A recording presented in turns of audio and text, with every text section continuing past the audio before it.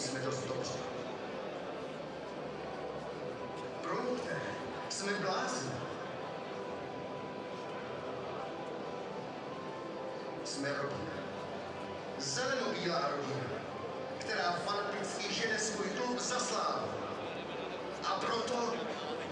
Veľmi svižne do zápasu vstúpili domáci, keď sa Lukáš Hulka predral až do 16 a vystrelil po zemi k ľavej žrdi.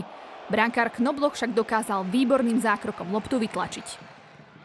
Aktivita Klokanov sa vyplatila a v 20. minúte Lukáš Hulka pretečoval loptu na Dávida Lišku.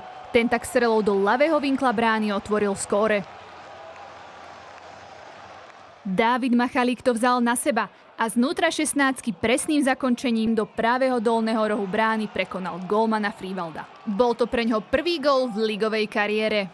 Klokanom tak vydržalo vedenie v zápase len 10 minút a začínalo sa odznova. Krátko po polčasovej prestávke sa pokúsili presadiť hostia. Bartošákov podseknutý center našiel hlavu Černína, ktorý si loptu šikovne predĺžil na Kopečného. Jeho strelu z malého vápna však na roh zrazil dobre postavený Liška. V 60. minúte sa po dlhom aute k zakončeniu dostal Milan Havel a mohol namieriť tesne nad zemou do ľavej časti brány. Golman Knobloch však predviedol, za čo je platený a loptu vyrazil ku pravej tyči. Len o 2 minúty na to prišla veľká šanca pre hostí, keď sa Michal Cupák ocitol v dobrej pozícii na hranici pokutového územia, no jeho strela skončila len na ľavej žrdi. Václav Drchal bol v správny čas na správnom mieste a odrazenú loptu poslal znútra pokutového územia tesne do prostriedku Knoblochovej brány. Pre Václava Drchala to tak bol druhý ligový gól v sezóne a presadil sa po 20 zápasoch.